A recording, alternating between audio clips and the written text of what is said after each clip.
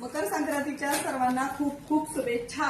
संक्रांत तर झाली पण लगन सराई सुरू होणार आहे म्हणून आणि डेली वेअर साठी आपल्याकडे हिट झालेलं शॉपचं हिट झालेलं मंगळसूत्र आहे बघा गहू मण्याचं।